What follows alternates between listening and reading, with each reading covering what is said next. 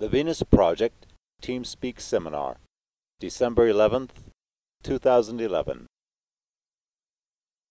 So again, hello everyone, welcome to today's seminar. We had a bunch of questions on our question email address, which are forwarded to Roxanne and Jacque, and I guess they will start answering those. And for everyone who wants to ask additional questions today, please send them to me by private message, and they will be forwarded to Jacque and Roxanne to answer. Okay, thank you, Sven. Appreciate that. Thanks for everyone showing up. Yes, I appreciate that very much. I'll say we do. Yes.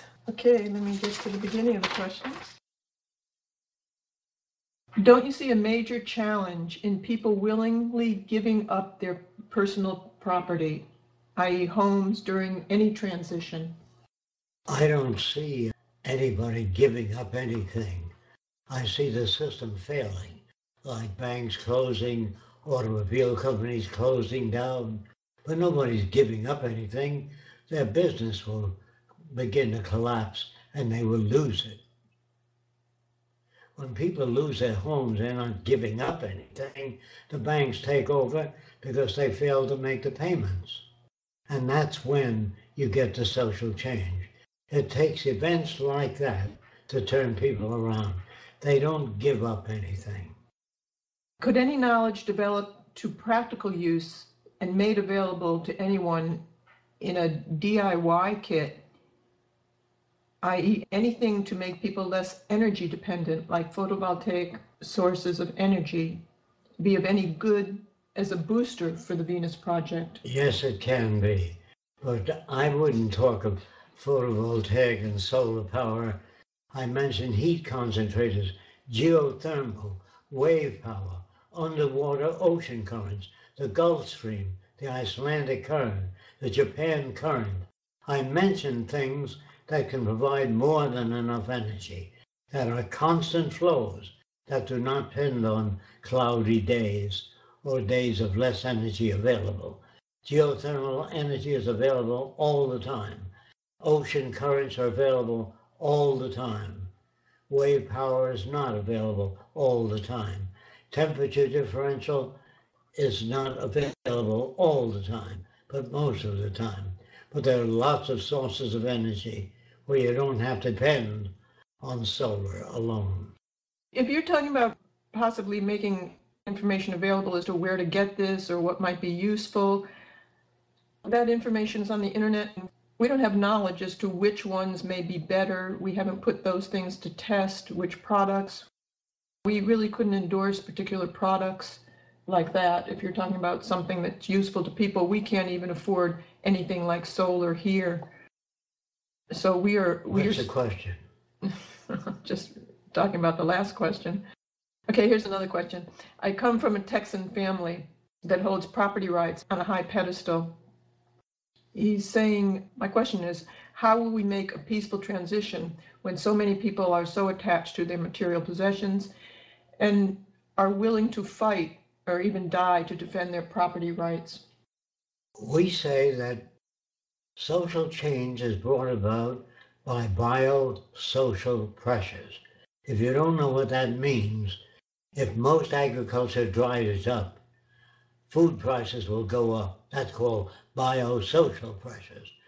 People who want to defend the material they have can only do that under the guise of the free enterprise system. If people do not have purchasing power to buy the products turned out by the free enterprise system, the system will collapse. It has nothing to do with whether people want to give up things or not. It's called biosocial pressures or the march of events. Do you think that AI might become so advanced someday that they become dangerous and they might start making unpredicted decisions that are not very good necessarily for humans? This is only under a monetary system that can occur. But remember, machines only do what they're programmed to do. They don't have ambition. They don't want to take your job away. Machines don't get angry. They don't feel overworked. They work all the time, and as long as they're turned on, they produce. Machines have no personality problems. They don't get angry. They don't want to take your job away. They don't want to control people. These are human attributes which are projected into machines by Hollywood to make a movie exciting. There are so-called futurists today who work with robotics who are afraid of this, machines taking over. Do you think that's true in the future? No, it's not. There's no fear at all. Machines will never take over, but they will be assigned tasks that humans cannot perform, just like the butcher scale. A butcher cannot tell you the exact weight of a chicken, so they have a scale. It's not a takeover by the scales. The scales have been appointed to make those decisions because they're more accurate than people. Machines don't have those needs. They don't have any gut reactions. They don't have emotions. Yes. They don't have ambitions. This is true. These are human attributes. Don't project them into machines. How does the Venus Project see jokes and laughter? I imagine that the future will generate its own brand. However, I don't see much jokes being put out. Instead, information, and which make people happy and more confident in the system. There's no need to downgrade people or make fun of people who don't have the advantages of others. Understanding that sexual patterns are learned, meaning orientation like bisexuality, and does this include the frequency, intensity, and importance we give to sexual desire and activities too? Is it possible that a person could feel that sex is just not as important anymore and look beyond cultural conditionment? I've answered these questions many times before. A lot of people think that I keep saying the same thing. That's because you keep asking the same questions. When you talk of sexual desire, if boys and girls would swim nude when they're very young, you'd have no peeping toms. Meaning, if children would swim nude, boys and girls together, with Orientals, Afro-Americans, there would be no collection of nude girls. There'd be no nude magazines. There'd be no revealing dancing that gradually reveals a female body. If you don't put an emphasis on it, it decreases the sexual intensity and the drive. If people walk around nude and swim nude and there are more nudist colonies, you will have no fetishes. You have to think about these things, not just listen to me, think about it. If people walk around nude and swim nude, there's no peeping toms. Do you understand that? And there are no fetishes. And this person is asking, do you feel that in the future, instead of tense importance on sexuality, it'll be decreased considerably. Do you think the focus would be on aims, goals, learning, and activism? It'll be on the essentials of the time. I understand we will continue to use the methods of science to make the objective technical decisions, but what methods will the resource-based economy use for all the subjective, non-technical decisions if they don't use democracy and money? First of all, I don't understand what non-technical decisions are. Everything that we use, electricity, washing machines, cooking, lighting, music, all that's technical. Even surgery. They have so many instruments going in a hospital today that measure your body temperature, your blood pressure. Doctors couldn't work without those instruments. So I don't know what non-technical means. Even human affairs are based upon learning how to relate to other people. And if you can't speak their language, you can't communicate with them. So we have to also develop universal communication, which is not subject to interpretation. If you don't know what that means, it means that the daily language we use goes in the head of one person and comes out in relation to their experience. This does not hold true for scientific methods of evaluation. When a chemist writes a formula, Other chemists know exactly what he means. It's not subject to interpretation. When engineers design things, it's not subject to interpretation. The blueprint specifies all the characteristics of the particular job to be accomplished. I'd like to expand on ethics in science and its limits, either in present society and in the resource-based economy. First of all, ethics is a byproduct of a monetary system. Those that have a lot are encouraged to give something to the poor or to permit equal treatment of people. But if you have a lot of money in this society, you can afford better attorneys to defend you. So you don't have equal justice under the law. And I just want to add that laws come from when many people have a lot of possessions, they make the law as to not to steal because they have what people want to steal. Okay, and this person is also asking how to minimize vices caused by the current social model. We don't use the current social model, so we don't have the same problems. The problems generated by fascism, socialism, communism, and free enterprise system are uniquely related to that method of distribution of wealth. What is science? Well, different people have different interpretations, but my interpretation of science is to test things.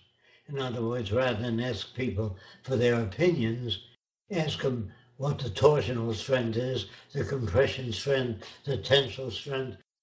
Not an opinion, but a test. I don't know if you know this, but they do cast concrete into cylindrical sections, and then they put them in a hydraulic press to see what the concrete can stand. I like that system, where all systems are tested. And when they can't be tested, you say we don't have any information in that area. That remains to be forthcoming. So you have to put things to test in order to arrive at information. No one makes decisions, they arrive at them. If you don't know what that means, you put so much gas in a car and you travel, and then you decide that particular vehicle gets 40 miles to the gallon or 100 miles to the gallon. You don't make that decision before the test. You put everything to test and reveal your statistical data. That's the way decisions are arrived at rather than made. Is there any substance in abundance that is a viable replacement to oil? Yes, there are many, but it depends. You can make cooking plates of ceramic material if you don't have metals.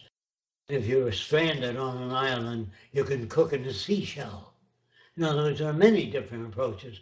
We don't make all the viable approaches available today because we sell particular pots and pans, and we are interested in selling the products that we make, not alternative methods.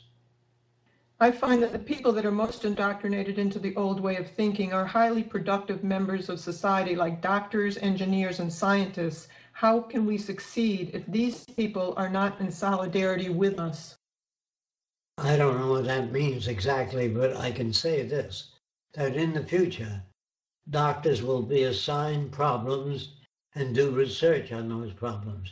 And after their findings are verified, not for profit, but for health reclamation, rather than using artificial coloring in food, preservatives, and spraying plants with poisons, you're going to have the medical profession and the health department in charge of making those decisions. Since they do not make decisions to sell a given product, they're more apt to be relevant to human need. In a profit system, each company pushes its own product, and their bottom line is profit, not the well-being of people. If you don't understand that, you don't understand the profit system. Do you find that these people, meaning people who are successful in this system, doctors, engineers, and scientists, are as simple to change as other groups like the KKK or the White Citizens Council? Yes, if provided with information. If your design does not include them, they will tend to fight. The design must include all people, all nations, all nationalities, regardless of religious beliefs or customs. If you don't include all people, you will have many different problems. Would there be fairs in a resource-based economy? Yes, but the fairs will be showing you what's new, what's available, and why we recommend change. No one will make changes without showing you the reasons for it. And if you oppose the reasons for it, you can oppose the reasons for it. You can get up and say, we don't agree with you. This is why we don't agree. Then the system is put to test, and the results of that test are made available to all people. What type of music did you used to listen to? I used to listen to mostly classical music. Beethoven, Brahms, Bach, Wagner. But when music is played alone, without being used in a motion picture to help your emotions grow with it, then the music becomes a nothing thing, unless it's utilized in rap sessions or in some way informing people. But if music is just played for a series of sounds, it's about as nothing as a set of earrings. Do you think people like Michael Shermer are self-appointed guardians of the status quo in that they never question what corporations or governments say?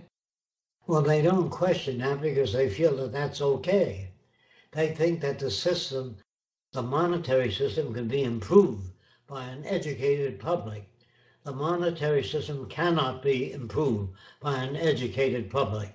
Let me give you an example. If you turn out products faster than my company does, if you share your ideas with me, we will turn out more products. You will lose the competitive edge and you will lose the investment of other people unless your product is unique and better than mine. If you share your ideas with other people, you will lose the gain of investment in your company. So the company depends on the system. If the system is a free enterprise system where you don't share ideas, for example, patents, like I said before, deprive other people of using your ideas. In the future, there'll be no patents. All inventions will be shared by the world, and that will elevate every human being. If you don't understand that, all human beings need the same thing. I've said this many times. Clean air, clean water, a relevant education, and no price tag on available goods. When goods are available without a price tag in a non-monetary system, you will not have territorial problems. You will not have abuse of nature. You will not have dumping waste materials into the oceans when you work for the benefit of all humanity. It's only when you have private institutions with selfish gain for those institutions that you're going to have territorial problems. When you have the concept of ownership, you'll have the concept of removal of objects from other people without their permission, called crime. Now, we think that there's such a thing as a criminal. I would say that our system is a criminal justice system. I would say that the world you live in induces crime of different kinds by scarcity, by maintaining the artificial scarcity. If you don't know this, some farmers are paid not to grow food, to plow over. Many inventors design things to wear out and break down to keep you coming back for new products. In other words, as long as you have the human brain, and as long as the human brain can invent things that don't tend to wear out and break down, that's a useful thing. But if you design things to wear out and break down, that's working against the grain of science. And the free enterprise system is totally against the grain of science. Do you think that the reason some people continue to not understand the Venus Project is because of cognitive dissonance or neuronal linguistic programming? Well, if you mean neuronal linguistic programming by the way they're brought up and their values, yes. That's why they don't question the system. People that are brought up under fascism are not given other points of view. People that are brought up with a king in charge are not brought up to appreciate the real value of a democracy. In other words, every culture raises its people to be obedient to the culture they're brought up in. People being called technocrats is becoming frequent on the news. These people are majorly government leaders or top economists managing huge companies. These jobs wouldn't even exist in a technocratic system.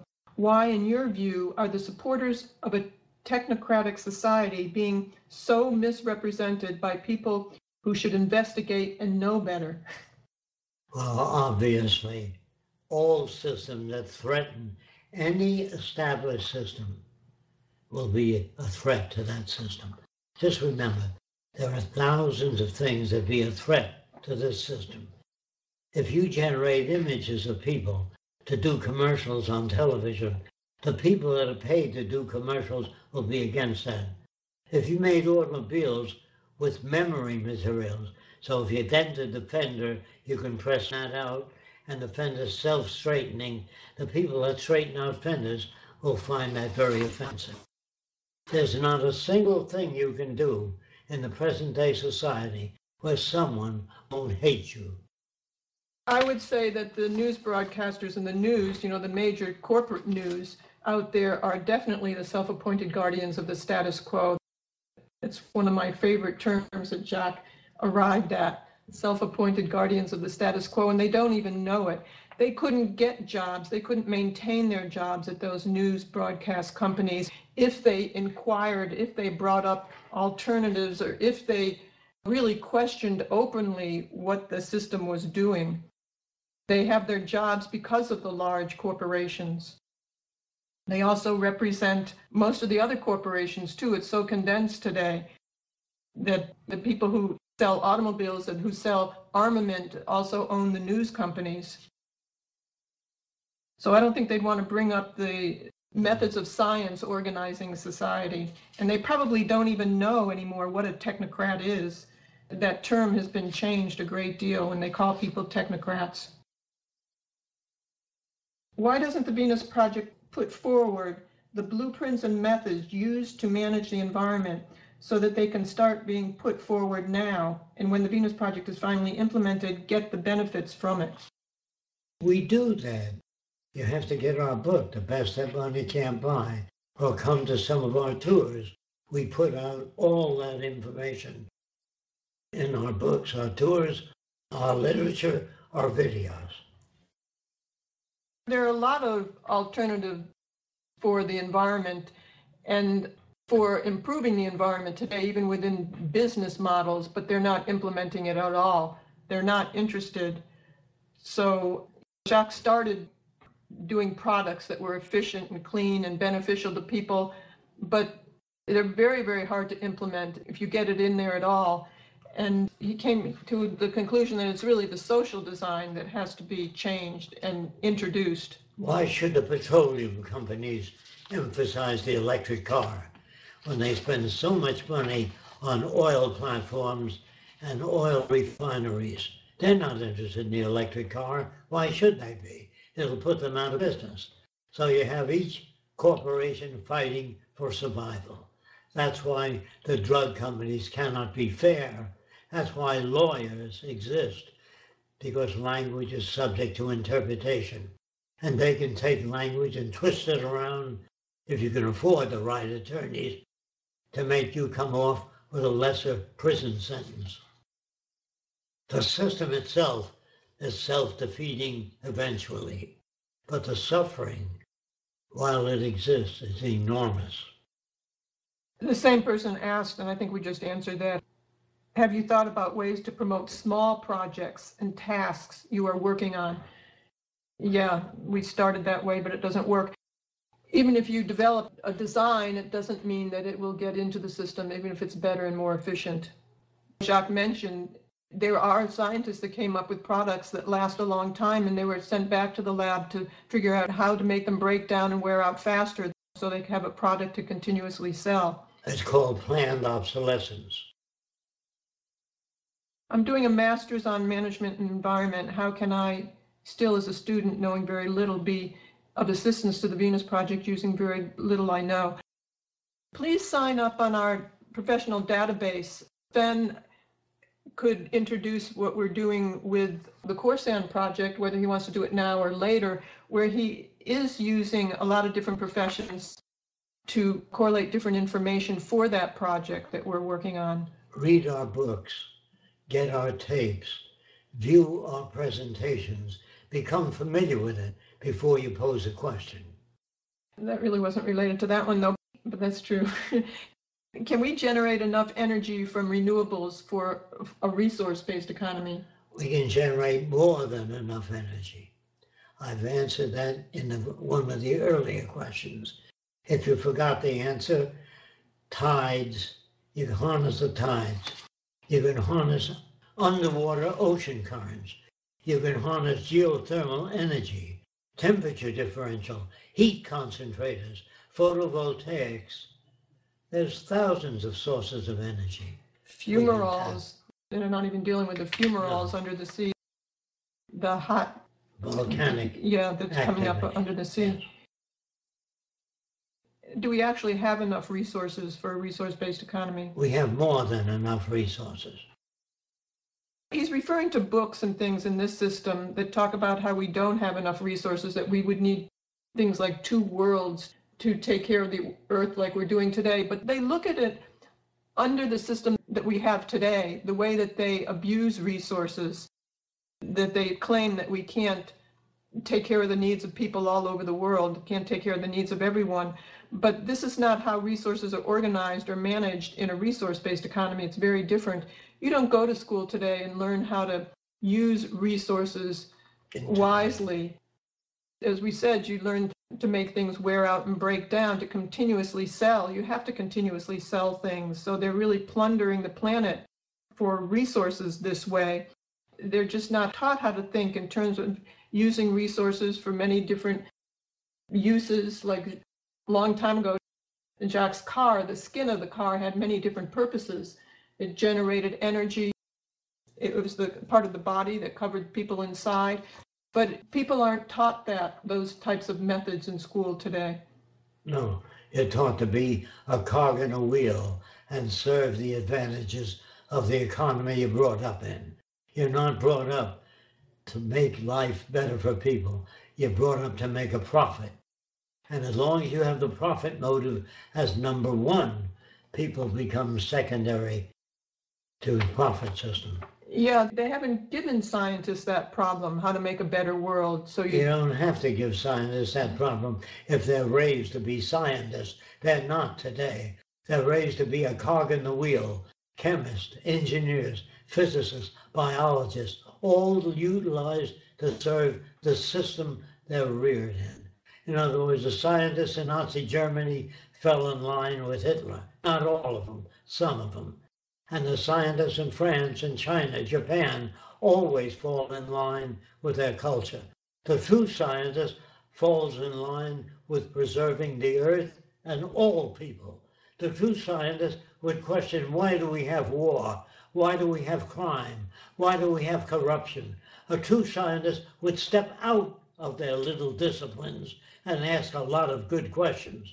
The scientists for a sane nuclear policy don't get that out. We still make atom bombs. Universities are best equipped today. They have all kinds of equipment, and the bombs and the wars are getting worse. So there's something dreadfully wrong with our free enterprise system. During the transition, what is the methodology to decide who will get the medical treatment if the cure is scarce? Or should the methodology be like step 1, give all the effort you can to overcome this scarcity? I suppose you can say that. In other words, you got to remember, by keeping things scarce, if you don't know what that means, it means plowing under food. So you keep it scarce, you can keep the price up.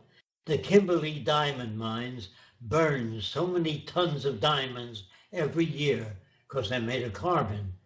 And by burning the diamonds, you can keep the price up. But if you produce diamonds abundantly, you can't sell them. You've got to understand these things. If you don't understand them, you have no way of looking at your culture. And most people do not have a way of looking at their social institutions. They're not brought up to question social institutions. They're brought up to accept them. And that is not science. Science is to make computers better, faster, smaller, and less expensive. That's the purpose of science, to improve equipment. Never sit back and say, well, this is it. This is utopia. I'm not a utopian. I don't believe you can design the best society. I believe that every year there'll be newer and different changes.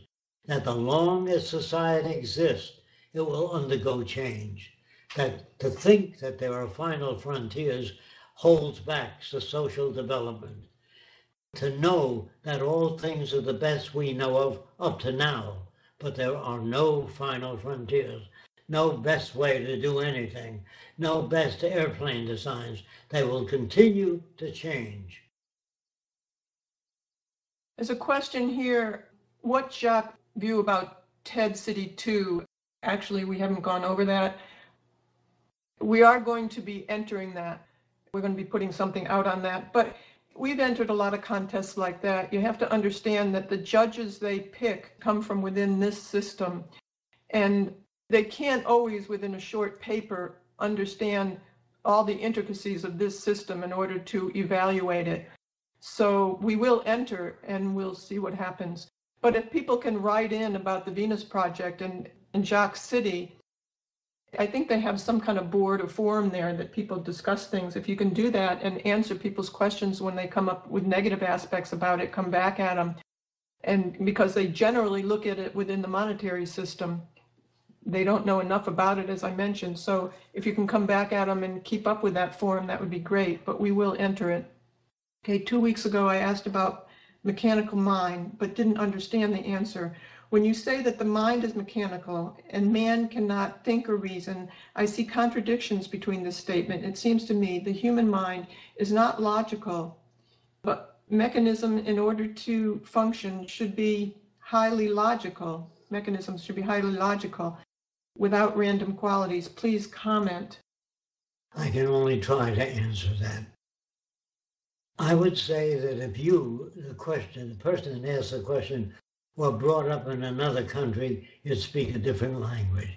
And if you were brought up in the South, you'd speak with a Southern accent and have Southern values. Remember that every word you use has been given you by your parents. They told you that this is a table, this is a chair, this is a bed, this is your mommy, this is your poppy. Everything that you say, even your facial expressions, your notions of love, kindness, good, bad, right, wrong, are given you by your culture. If you don't understand that, I said this and answered it many times. I really don't like repeating myself, but I get a repeat of the same questions over again. Remember this, if you're brought up in a world without electricity, it's normal to use a kerosene lamp or some form of light, like a candle. But that's all you know, that's all you're exposed to. People can never, I use this again, never exceed the society they're brought up in. If you're brought up by the headhunters of the Amazon and somebody said to you, you can have anything you like, you say, well, I'd like a Mercedes for my wife and my children. You can't say that because such things do not exist. You can only talk within the confines of the world you're brought up in. In the old days, people used to wear armored suits. In the future, there'll be no wars. There'll be no need for armored suits. There'll be no need for the development of weapons. It's only in a self-centered, stupidly comprised society that you have war. War is a supreme failure of nations to bridge the difference with one another. They really don't know how. This is what the problem is about. The Democrats and Republicans do not know how to solve problems. But please, don't take my word for it. Ask your congressman. How can you prevent war? How can you grow more food? They really don't know. Are they innocent? Yes, they are. They're deprived of methods of solving problems. We need problem solvers, not soldiers. Soldiers would be conditioned or brought up on different ways of solving problems rather than killing. Killing never solves problems. I think what Jacque is referring to in regards to this question is that the brain is logical in the way it works. It reflects the environment that you're raised in. And if you're raised in a chaotic, non-scientific, emotionally driven, subjective society, yes, money driven as well, then you're going to reflect that. You're going to be chaotic. If you're raised with religion, you won't be able to think your way out of anything. And the way your brain works is reflective of what you see and the input that you get from your outside world. The example that he always uses, if you're raised in a gray ball, if you're able to exist till 20 years old, you'll come out not knowing anything but what's within the gray ball. So if you want a better world, if you want people who are more logical, if you want people who are more inquisitive and constructive and don't destroy the environment and take good care of one another, then you really have to change the total environment that you're raised in to nurture people in that way. And you can't do it in the monetary system. It'll have to be a resource-based economy, and you must teach the methods of science to people. Then you'll become more logical. Let me just add to this. Person originally asking this question was especially interested in the term mechanical mind. Could you elaborate on that, please? I didn't use that term, somebody else did. But the brain has mechanisms so that it remains in touch with the physical world. Gravity affects all people, no matter what your religion or politics. Nutrition affects all people, no matter what your religion or politics. There are certain laws in nature. If you don't get enough oxygen, you suffer that disorder. If you don't get the proper nutrients, you become ill. There are people that study nutritional living. They can supply better information than the average person has today. So we have to learn how to live in accordance with natural law. We don't want to conquer nature. We want to understand how nature works and live in accordance with natural law. If you maintain a population far in excess of what the earth can support, you're going to have territorial disputes. You're going to have malnutrition, unless you work on those problems, not pray for solutions. I think maybe this person might have gotten that term mechanical mind, because I think you've referred to the human body as electrical, mechanical, chemical machines. Yes, that's what we are. Yeah. I don't like the terminology, but that's what it seems to be. In other words, if we don't get water, we die. If we don't get oxygen, we die. If we don't get love and warmth, we can't give love and warmth. We have to have experience in order to arrive at decisions. People think all people have it within them to be good or bad. This is artificial, untrue. It has nothing to do with the real world. When you think people are born artists, born geniuses, all that's a lie. It's not true. Anyone can be taught to be very creative or criminally inclined. It depends on the environment you're brought up in. I can raise dogs to kill people, tear them to pieces, or help the blind, or lead the blind. Dogs are neither good nor bad. It depends on the environment they're reared in. The same with people. People are neither good nor bad, nor lazy nor creative. All that's bull. All that stuff given to you by your society to put the blame on individuals. It's the social institutions that generate behavior. If you don't understand that, we have recommended reading on our website. Look into it, please, before you call us. Person is asking to comment on the current situation, the Venus Project funding, what techniques we've used in the past, why we've given them up, like membership support, what kind of funding techniques are you planning in the future? In the past, it was really just me and Jacque who were doing this, and we didn't go after grants because We didn't have a big staff or anything behind us, and it was easier for me just to work in a job that I had, a business that I had, which I no longer have because of the mortgage crisis. So that's how we did all our funding in the past. We did try and work with people for grant writing, but that wasn't very successful. We are continuing to look at that, though. We are mainly using whatever connections we find for fundraising and whatever people can do to do that. Once we get our script finalized for the movie, we are going to target just different studios or different people and the connections that we've made really through the field. So we're really working on meeting different people and making different connections that way. If anybody has any suggestions of what they want to do in regards to raising funds, this would be appreciated. You could get in touch with me at meadows@thevenusproject.com. If you don't support the project, nothing will occur. It doesn't depend on Jacque and Roxanne. It depends on what you do out there to help promote and the realization of the resource-based economy. Is the global warming a bigger problem for the future? And is there a point of no return if we continue to pollute in the current system? Yes, there is a point of no return. I don't know whether we will avoid that or not. I cannot answer that. It depends on how much work other people do, how smooth the transition will be. If you do not inform and educate other people, the transition will be very painful. Right now, the threat of war between China, US, or North Korea, or any other country is always hanging in our midst. Iran, yeah. I'd like to know about what the nutrition could be under the resource-based economy, especially related to meat. Is it possible to manage meat production in a sustainable way? Yes, with the advent of nanotechnology, we won't have to kill animals or grow food. We can produce molecular structures of every nutrient the body needs. But if we don't have that, then we have to do research on conventional methods. Have you heard about cosmic energy? Yes, I've heard about it. Have you any way of harnessing it?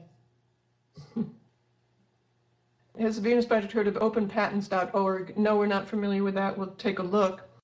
Jacque Fresco, since the Venus Project has low funding, do you think it would be a good idea to make some personal invitations to join the Venus Project on some power person? Excuse me, let me just read this.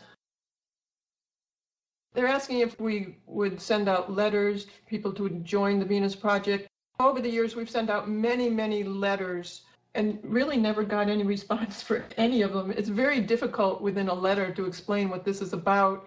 Now that we have the media kit and our brochures, we have Sheena, who's helping a great deal, trying to get media out there. If you'd like to help in this way, we do have more materials, and you can add people to the list that we're sending these materials to introduce the Venus Project to. This would be very helpful if you'd like to help. Get in touch with Sheena. We can use all the help we can get. Have you figured out how much it costs to build the first city today? That isn't the question. The question is, do we have the resources to build a city? And do we have the willingness on the part of a separate nation to say, yes, we're going to build the first experimental city to test the validity of the Venus Project? We need that cooperation. Roxanne and I have no power. It depends on what nations decide to do, whether we will realize the resource-based economy. And it depends on how much work you do to help bring it about. The first city fix, there are many interacting variables that would change what it would be like, or if we can do a small research center, if somebody would want a large center. So really the question would be, if somebody came to us and said, we have this much acreage of land, it's located here, here's the terrain, here's a survey where the nearest resources are, where the nearest roads are. We need so many people in there. It'll be devoted to a specific project or a research center or something. Then we would draw up the blueprints for that specific request. If somebody else was funding this and wanted a specific design, and then we would take those blueprints and go and get quotes. It's a very long process to get exact quotes on an entire city. And it would take, within the monetary system, it would take about $800,000 to $1 million to do all that for exact quotes. And it would take about 8 months. But it's just like somebody coming to you and saying, how much is the price of a house? You don't know where it is, you don't know how big it is, how many people would be in it, how much money they have to do the latest technologies or energy efficient systems. You know, it's just not that easy. It doesn't quite work like that. But if you did have the funding to come to us and then we could deliver those exact prices for certain specifications. Okay, what will happen to all the art forms we have today in the future? Will they disappear if they do not have a technical application? I think they do. Okay. I think that art, music, theater can all be socially advantageous if harnessed properly. Art forms is a different form of creativity which we haven't begun to tap yet. This person is asking the same questions. Are the cities ready to build, designed, accounted for, or are they just ideas that would need more development? No, they're much more than just ideas. We have many blueprints, but they do need further development depending on, as I mentioned, where it would be developed, how many people, what the funding is that people have to put into it. So that would depend on how far we go technically, but they're much more evolved than just a drawing or a design. If somebody gave you materials and tools tomorrow, could you start building? Yes. Just as an aside, I am sure most people want to know, how is Jacque doing? How are you doing, Jacque? So far, all right. I'm still alive. He still designs every day and he still meets with people. Yesterday we had a tour where he just spoke for 5 hours, as he does every Saturday. So he's still ready to go with the first city in the movie. The tour is very important. Yeah. Jacque is just saying the tour is very important.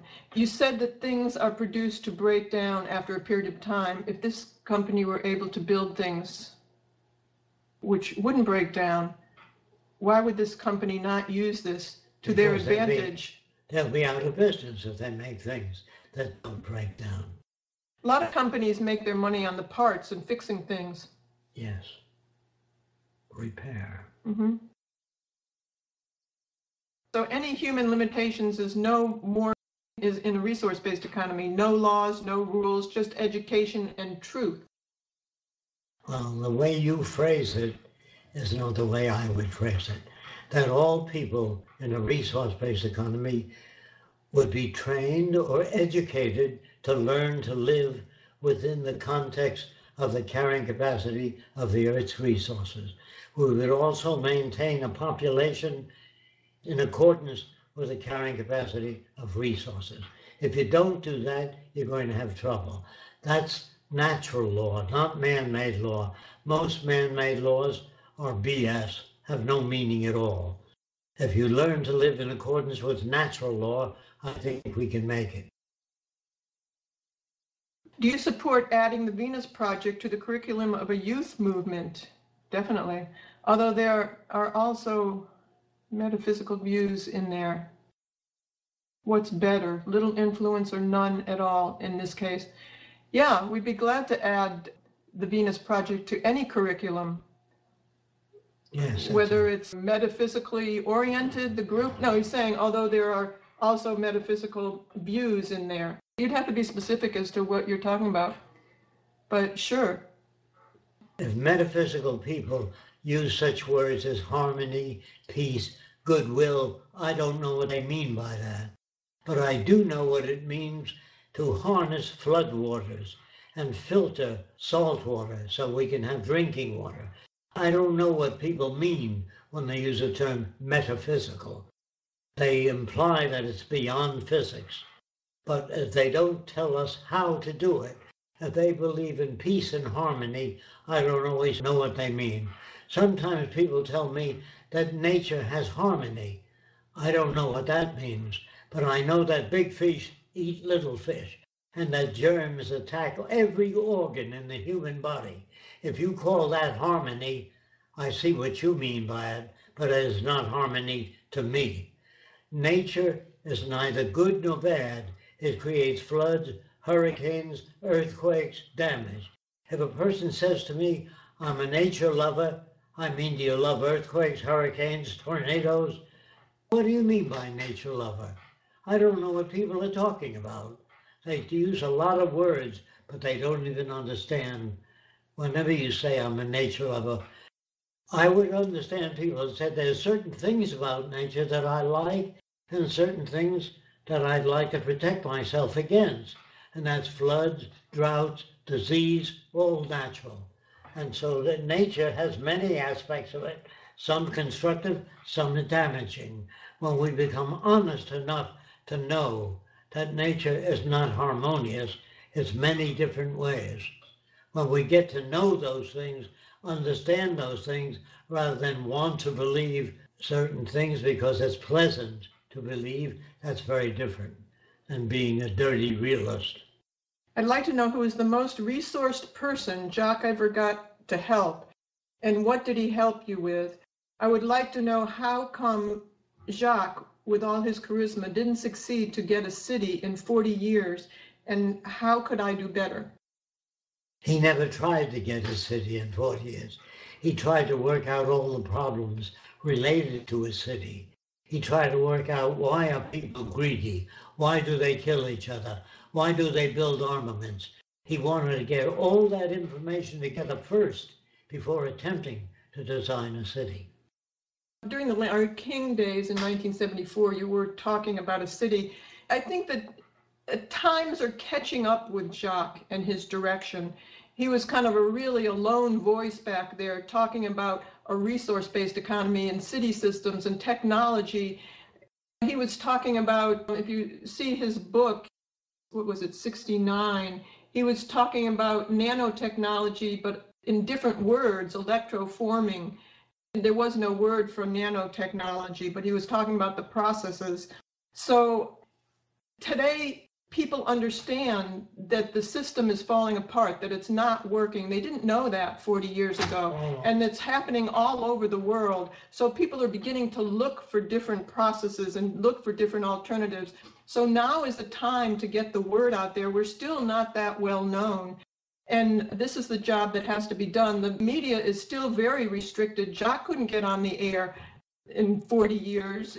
Larry King didn't want him on the air after he started attacking cigarettes or saying that an airbag has to be all around the car because you don't just hit in the front and the back.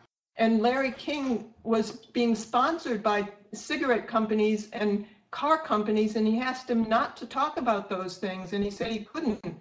So the conditions out there are not very favorable for somebody coming along with better ideas and getting them enacted, especially a totally new social design. But this is the work that has to be done, and maybe you can do it better, or not so much better, but you can have a lot of influence. We need all the help we can get, people understanding this direction and talking about it, especially now, because times are right for this. This person is asking about the Resonance Project. We're not familiar with that, actually. No. Have to look it up. Do you think a resource-based economy is feasible in the third world countries? Yes. Such as Argentina, definitely.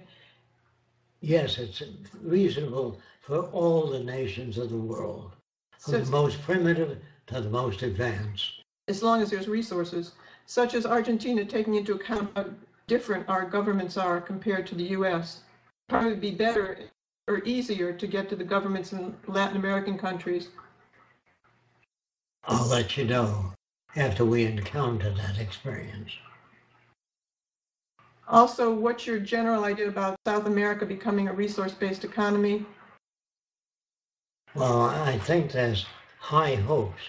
I'd love to get the opportunity to build the first resource-based economy anywhere in the world that a government wants to sponsor it. It is not restricted to any particular country.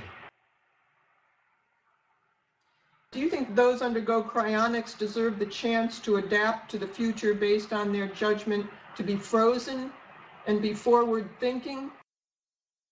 I don't think that the future will accept all your relatives that you want to shove into the future because they come with primitive ideas. Why bother?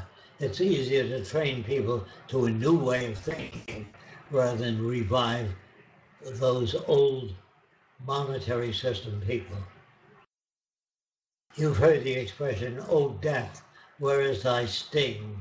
Meaning that people have obsolete ideas, and it's not necessarily a bad thing that people pass on with ideas that are not valid.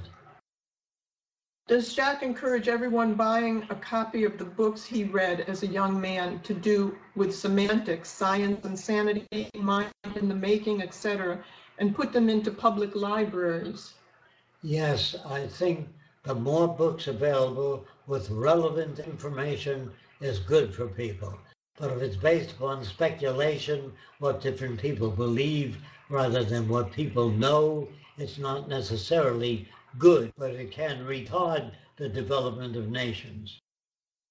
This person is asking about the TED Prize. Yes, we are going to enter that for the city. If your motion picture does not create a mass movement or interest, the likes of industry, scientists, big companies, etc., and isn't a great success and doesn't generate the funds needed for more movies or a city, how will your direction proceed? It will not. We would continue working towards it in any way that we can. Just remember that man never built a flying machine without hundreds of people breaking their legs and not succeeding in building a flying machine. That Dr. Ehrlich did 606 experiments before he can control syphilis. That Edison went through 7,000 different elements to get the right filament for a lamp. That people don't just sit down and make the invention. They go through a lot of errors and lots of mistakes. And the Venus Project has similar problems in some areas. If things don't work, we have to revise the approach. And that's what science means, to put things to test, surpass the things that don't wear out, break down, and if we can't make those things, we put them on priority. In other words, we work on problems that are common to all people: heart disease, cancer, cystic fibrosis, brain disorders. There's so many problems that humans have. This is what the Venus Project concerns itself with, the solution to problems, not merely criticizing. If you criticize the government and don't offer alternatives, you leave people in midair. And there has to be many different movies about this direction. Yes. To meet the needs of many different people all over the world. Yes. How could the average man take action upon the Venus Project Foundation now? I'd like to mention the word the Venus Project Foundation because there is another organization called Venus Project Foundation. Now they're using the word in their title, the Venus Project Foundation. And it gets very confusing. It's not the Venus Project. We are not a foundation. We have a nonprofit organization, a charitable organization called Future by Design. But I just want to make that clear. That's not what this person is asking, just because he used those words. So he says, how could the average man take action upon the Venus Project besides spreading information, besides contributing to the Venus Project? Check our website under Get Involved. There's a lot of information. There's a lot of projects we're working on and will be working on. And we do need your help. We appreciate that. So check that out. In regards to the question about the, well, let's call it a plan B, do you have an exact backup plan? That is a more detailed question following the one you just talked about. Yes, we have many different approaches. That's why we recommend the tour. The tour here is not just a tour, it's a way of thinking. It's filling in all the things that you don't get on the outside world. Yeah, I mentioned before, I'm working on an hour documentary now. Hopefully it'll be out soon. We're continuously doing new materials. We're continuously getting new lectures out there and doing new things. We don't just depend on one thing. We're continuously negotiating with people for the city. They don't come through a lot of times, so we don't talk about it, but we're always meeting with different groups. We're attending different talks. Like we just had a talk with the Brazil festival that we're working with them on. That'll be a big project. They're doing one every year. They're getting success so far. It's in the year 2012, Brazil, what is it, Well, festival? let me just add to this. It's the Earth Day Brazil Festival, which will be held in Brazil in September 2012. And the Venus Project will be one of the most featured movements on that festival. So if you go to the webpage www.earthdaybrazil.com, I think, or it's org, you will find the Venus Project featured on their webpage, and so it will be on the actual festival. It's a mixture of dance, music, and information workshops. And on these workshops, there will be several solutions presented. And actually, one of our project coordinators, Sheena Brett, who's co-coordinating the marketing team and coordinating the media contacts, is one of the organizers of this festival. Yes, thank you. And if anybody wants to help with that festival too, and we're over there, if you're in the area, that would be very useful as well. But we'll have more detail on that as it develops. Thanks, Ben. This person is asking how long Jacque and I have been working on the Venus Project. I've been lucky to have the opportunity to learn about it since 1976. So I don't know how long that is. 35 years. Jacque has been developing it, arriving at this, and working on different experiments since your teens, right? 75 years. 75. Well, you started before your 20s. Yes. Yeah, so since his early teens, he's been looking at the world and coming up with solutions. Do we wait for the monetary system to collapse before adapting, presenting this as the only viable option to a global society? No, we're not waiting at all. We're working really hard. We work every day at it. I've been working at it for 35 years, Jacque all his life. We don't sit around and wait for things to collapse, although that might enable us to get some more things done if enough people know about it. So this is this time where we have to really present it in every form we can and interest people and have them understand this direction, how it is a viable alternative. There may be a lot of people invested in the monetary system who may not shift in this way. Okay, this happens. What happens to the people who can't make it? Can you comment? Who don't change? I don't know what you mean by can't make it. Who do not shift in this way, he said. And they'll be bypassed by countries that can. Is the Venus Project a technocracy? If not, what is the difference? Technocracy is for the United States, Canada, all the way down perhaps to Panama. It does not include the world. Technocracy, when I was a member, did not have a place for Orientals or Afro-Americans. They wanted them to start their own section. That was years ago. I could not accept the exclusion of any race, and I could not accept that the idea of technocracy for the North American continent. I wanted it to be a global thing, otherwise I felt it won't work. They also had energy certificates for purchasing things. That was before the advent of the concept of nanotechnology, which I think energy certificates would not be necessary. Oh, even today, before nanotechnology, it wouldn't be necessary at this point. We can produce abundance. They also had no plans. They had no designs. They claimed to. Well, and they didn't quite understand behaviorism when they said all is conditioning, yet they excluded blacks and Orientals from membership. A question about being born with brain disorders or any disabilities, and they commit a murder or something. Wouldn't the relatives of the victims be angry and want revenge?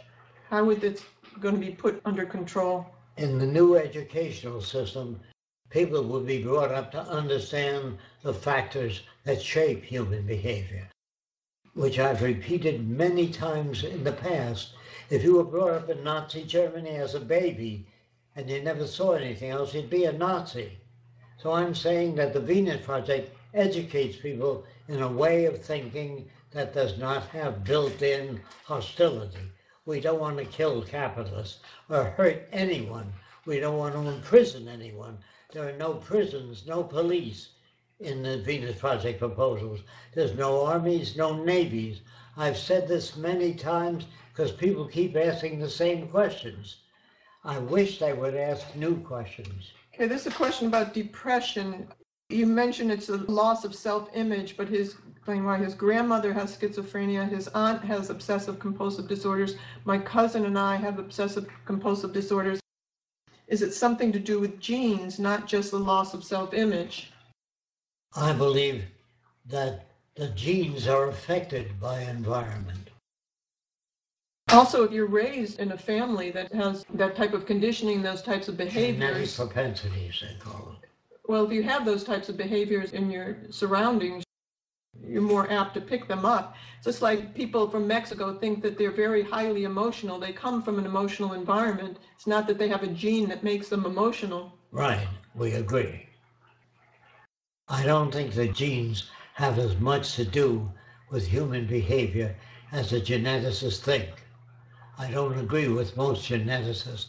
I believe that environment plays a major role on the value system of the people brought up in that environment. How could we achieve a smooth transition? Through education only. If you fail to educate people, the transition will be coarse, difficult. What do you think we should do to capitalist misdirection like the Thrive movement, Venus Project Foundation? Point out the shortcomings of the movement and to point out why it won't work. If you can't do that, you cannot alter people's values. This person is asking, do you think we can automate you, Jacque? I'd like to work on that. Well, we're trying to document as much as Jacque as possible. He sits down many days here and we film him and we put it out on the 2010-2011 lectures. We also have 16 lectures, or we have hundreds of them. We're going to be making them into DVDs too from the early 70s and 80s. Different subjects. Yeah, where Jacque talks about different subjects. Would resource-based economy involve with having an inventory of most updates, situations? Constantly updated. A resource-based economy will update the population so everything new and every change made that has been verified. It's talking about such as 8 million homes vacant that could be used to better quality of life. They're too far out and they're too far away from city centers, and it requires delivery and shopping, which you have to drive for miles. The city has to be self-contained. The city has to generate its own energy, be near sources of information or material resources. If you have to build a city and transport the material 75 miles to the city, that's inefficient.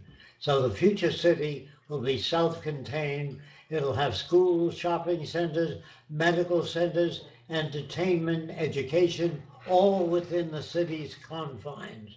You cannot operate the way cities are built today. Every building is a different size. All the windows are different. All the doors are different in the buildings. People get off at different times, so your freeways are jammed. It's very easy to solve those problems by having 1/7 of the population off every day of the week, so that the highways are never jammed, the beaches are never crowded, and you don't have to build new bridges and new roadways. If you don't understand what I'm talking about, please ask different questions related to that. What would you say to people who argue about destroying cultures or losing languages? Will the resource-based economy still maintain certain cultures and languages as a way to hold on to what many people hold as precious? Yes. If the tradition that people hold is useful to a culture, if it helps people survive, if it adds to their knowledge, that tradition will be perpetuated. If the tradition harms other people or harms other races or inhibits people from understanding things, that tradition will be surpassed. You cannot outlaw tradition, but you can outgrow it. This will be the last question. By 2029, we can make it, according to Ray Kurzweil. Jacque, can you make it to 2029? I don't know those things. I can't answer those questions. We're doing our best. Okay, I guess that's it for today. Thank you very much for your time and for the opportunity to present some answers to some of the questions. There are many other questions, and don't hesitate to look it up on the Venus Project. Thanks, everyone, for your questions and for your time. Thank you for your time, and thanks everyone for joining us today. And also thanks for many of those questions we heard today, because I had which is a personal view, but I had the impression that there were actually some new and some more relevant questions. And I get the impression that people start educating themselves more and more, which is ultimately relevant to the forthcoming of our project. So over time, I feel that questions are getting more relevant because the level of education within the Venus Project's community is rising. So in the future, I'm really looking forward to detailed questions, to questions that are more educated and more into specifics. Because if you go over all our materials, all the books we provide, the videos on YouTube, the lectures, and all the PDFs and presentations we have on our website to download. If you go all over this material, you will arrive at a certain level of understanding, and based on that, your questions in the future will be more relevant to your understanding and to the understanding of others. Thanks, Ben. We agree. So again, thanks everyone for being here. Thanks Jacque and Roxanne for answering all our questions, and looking forward to hearing from you at the latest next Sunday.